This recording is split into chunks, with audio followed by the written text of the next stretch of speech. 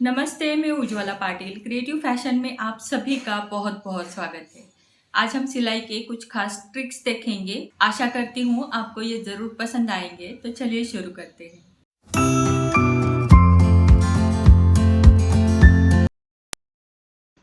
Trick number 1।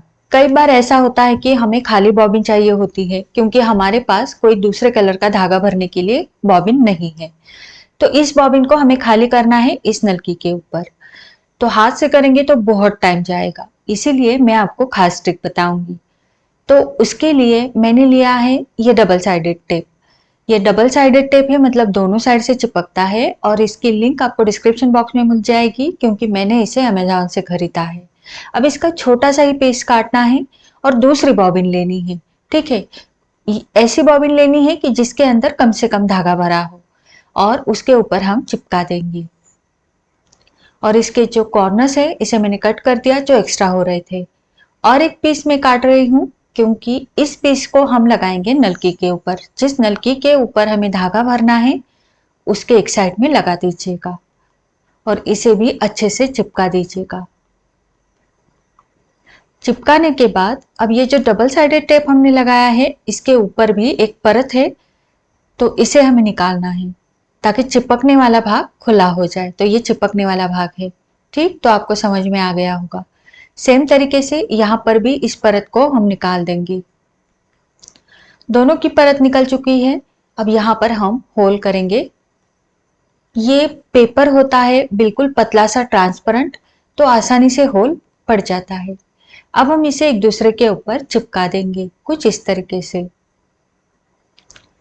बस ये चिपक गया। ये टेम्पररी चिपका हुआ है, ये कोई परमानेंट चिपकता नहीं है। बस हमारा काम हो जाने के बाद निकालना है। अब मैं यहाँ पर बॉबिन डाल दूंगी जो मैंने पेपर टेप लगाई थी, तो इसे मैं यहाँ पर लगा दूंगी। अब यहाँ पर ये लग चुका है और ये जो है इसे हम प्रेस करेंगे। हर इलेक्ट्रिक मशीन में इस तरह का बॉबिन भरने का पॉइंट रहता है। अब ये धागा हमें इस नलकी में डालना है, तो इस धागे को मैं निकाल दूंगी और यहाँ पर बस 1 से 2 गांठ लगा दीजिएगा ताकि धागा निकल न जाए। गांठ हमारी लग चुकी है। अब जो बॉबिन है इसे बड़े वाले कप में रखिएगा ताकि ये ज्यादा ना उछले और कप को यहाँ पर नीचे रख देंगे कुछ इस तरीके से। अब बस हमें धागे को हाथ में पकड़ना है और पैडल चलाना है। जैसा पैडल चलेगा वैसे नीचे की बॉबिन घूमेगी और जैसे बॉबिन घूमेगी वैसा ऊपर की नलकी घूमेगी और पूरा धागा नलकी में आ चुका है और हमें बॉबिन खाली मिल गई है। तो घंटों का काम कुछ ही सेकंड में हो गया। अब सेम तरीके से मैंने फिर से बॉबिन के ऊपर डबल साइडेड टेप लगाया है। ध्यान में रखिएगा बॉबिन जो है उसमें ज्यादा धागा ना भरा हुआ हो जिसमें हम टेप लगा रहे हैं, थोड़ा सा कम धागा रहे। और नलकी के ऊपर भी मैंने वही टेप लगाया है, डबल साइडेड या फिर पेपर टेप भी आप बोल सकते हो। इसे भी मैंने होल कर दिया और सेम प्रोसेस दोहराई है जो मैंने पहले की थी। अब बस मैं आपको यहाँ पर इस ऊन को भर के दिखाऊंगी। तो ऐसी जो खाली नलकियां होती है उसका यूज आप इस तरीके से कर सकते हो। जो भी आपके पास बचे हुए टुकड़े हैं, फिर धागे के हो या ऊन के हो या फिर लेस के हो, आप इसको इस तरह से नलकी के ऊपर डालकर उसको अच्छे तरीके से रख सकते हो। आप अपने सेविंग बॉक्स को अच्छे से अरेंज करना चाहती हो तो इस स्मार्ट ट्रिक को जरूर अपनाइएगा। अब सेम तरीके से मैंने नलकी फिर से लगा दी है, मतलब पेपर टेप लगा के।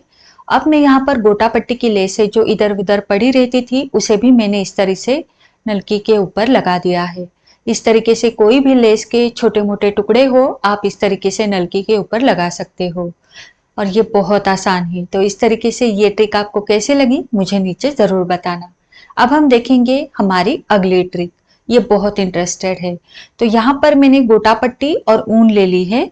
आपके पास जो भी गोटा पट्टी है आप ले सकते हो, बस ध्यान रखिएगा गोटा पट्टी जो है अच्छी क्वालिटी की होनी चाहिए। अब मशीन के ऊपर इस तरह के होल्स होते हैं, ठीक है। तो मेरी मशीन में यहाँ पर एक होल है जहां पर मैं गोटा पट्टी को डाल सकती हूँ। आपके मशीन में भी हो सकते हैं तो आप वहां से डाल सकते हो। तो या फिर आप स्ट्रॉ वहां पर चिपकाकर उस स्ट्रॉ में से इस तरीके से गोटा पट्टी लेस डाल सकते हो, बस इतना ही करना है।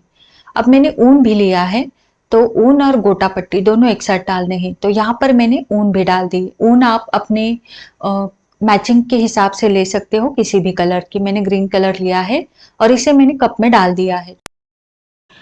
अब मैंने एक कपड़ा लिया है जिसकी चौड़ाई 4 इंच है और यहाँ पर आधा आधा इंच की दूरी पर ये लाइंस मैंने बनाए हैं। इन लाइंस के ऊपर मैं डिजाइन बनाऊंगी। अब मैं सबसे पहले आपको दिखाती हूँ। मैंने मशीन में नॉर्मल धागा डाला है, ऊपर की तरफ भी और नीचे की तरफ भी हमारी बॉबिन डाली हुई है। तो ये देखिए, ये बिल्कुल नॉर्मल स्टिच है, मतलब जो रेगुलर हम सिलाई लगाते हैं वही है। तो अब बस हमें क्या करना है, गोटा पट्टी को और ऊन को यहाँ पर एक दूसरे के ऊपर रखकर सिलना है। इससे बहुत ही सुंदर डिजाइन बनेगा। तो देखिए, गोटा पट्टी को बस इस तरह से रखना है। अब ऊन को लेना है और ऊन को गोटा पट्टी के बीचों बीच रखना है। तो जैसे आप वीडियो में देख पा रहे हो, बस इस चीज का ध्यान रखना है कि जो हमारी सुई है वो सुई बिल्कुल हमारे ऊन के ऊपर आए। तो वीडियो में आप देख पा रहे हो, अब मैंने सुई को अंदर डाला है और मैंने ये श्योर किया कि सुई हमारी बिल्कुल ऊन के बीचों बीच चली गई है। अब दोनों को एक साथ पकड़ना है, बिल्कुल आसान है, ये देखिए। और बस लाइन के ऊपर मैं रखती जाऊंगी और सिलाई लगाते जाऊंगी, जैसे आप देख पा रहे हो। और ये जो सिलाई है ये बिल्कुल ऊन के ऊपर अपने आप आएगी। तो यहाँ पर मैं क्लोथ से आपको दिखाती हूँ, ये देखिए, बहुत ही सुंदर तरीके से अटैच होता है, इजी तरीके से हो जाता है। आपको कोई ज्यादा एफर्ट डालने की जरूरत नहीं है। बस आपको करना क्या है, ऊन को गोटा पट्टी के बीचों बीच रखना है ताकि सुई जो है वो उनके ऊपर चले। तो यहाँ पर जो है मेरी ऊन काफी पतली है क्योंकि मैंने यहाँ लोकल मार्केट से खरीदा है। अगर आप अच्छे जगह से इसको खरीदते हो तो आपको मोटी ऊन मिल जाएगी ताकि आपको सिलने में भी परेशानी नहीं होगी। तो देखिए कितना सुंदर और कितना प्यारा डिजाइन बनकर तैयार है, बहुत खूबसूरत लगता है। यहाँ पर आप अलग अलग कलर्स भी ट्राई कर सकते हो। अब देखिए, फिर से एक लाइन बनने के बाद दूसरी लाइन को मैं स्टिच कर रही हूँ। तो दूसरी लाइन को भी फिर से मैंने सेम प्रोसेस दोहराया है। तो यहाँ पर मैं स्लीव्स के लिए डिजाइन बना रही हूँ। आप सलवार के पोंचे के लिए, प्लाजो के लिए, नेक डिजाइन्स भी इसमें बहुत सुंदर बनेंगे, ये ट्रिक आजमा के। तो आप जरूर आजमाइएगा। अब सारे लाइंस में भर दूंगी। अब मैं आपको एक और चीज बताना चाहती हूँ। अगर आपको दोनों गोटा पट्टी और ऊन दोनों एक साथ ज्वाइन करने में परेशानी हो रही है तो आप पहले गोटा पट्टी को अटैच कीजिएगा। जैसे आप वीडियो में देख पा रहे हो, सिंगल मैंने गोटा पट्टी ली है, ऊन को थोड़ी देर के लिए साइड में रखा है। तो बस मैं गोटा पट्टी सिल के ले लूंगी। गोटा पट्टी मैंने सिल के ले ली है, बस ऊन को मैंने नहीं लगाया था। अब आप गोटा पट्टी लगने के बाद इसके ऊपर ऊन को चढ़ा दीजिएगा कुछ इस तरीके से, ठीक है। तो आप ऐसे भी कर सकते हो, पहले गोटा पट्टी की सारी सिलाई लगा कर लीजिएगा और उसके बाद ऊन को बीचों बीच रखकर फिर से सिलाई लगा सकते हो। अगर मेरी मानो तो दोनों एक साथ लगाते हो तो उसमें कोई मुश्किल बात नहीं है, बहुत आसान है। अगर आप बिगिनर्स भी हो तो भी आपको दोनों एक साथ लगाना आ जाएगा। तो देखिए कितना सुंदर बनकर तैयार है। अब सेम तरीके से सारे लाइंस को मैं कंप्लीट कर दूंगी। ये बहुत मजबूती से भी बैठता है और बहुत सुंदर लगता है, ठीक है। तो यहाँ पर देखिए सारे मैंने हो चुके हैं, मतलब सारे लाइंस कंप्लीट कर दिए हैं। अब एक बार आयन करके लीजिएगा इस पट्टी को। आयन करने के बाद अब मैंने और एक पीस लिया है सेम साइज का और यहाँ पर मैं इसको सिलाई लगा दूंगी। यहाँ पर मैं स्लीव्स का डिजाइन बना रही हूँ।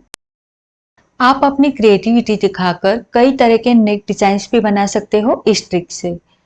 तो यहाँ पर आप देख सकते हो, अब मैं यहाँ पर ऊपर से प्रेस स्टिच लगा रही हूँ।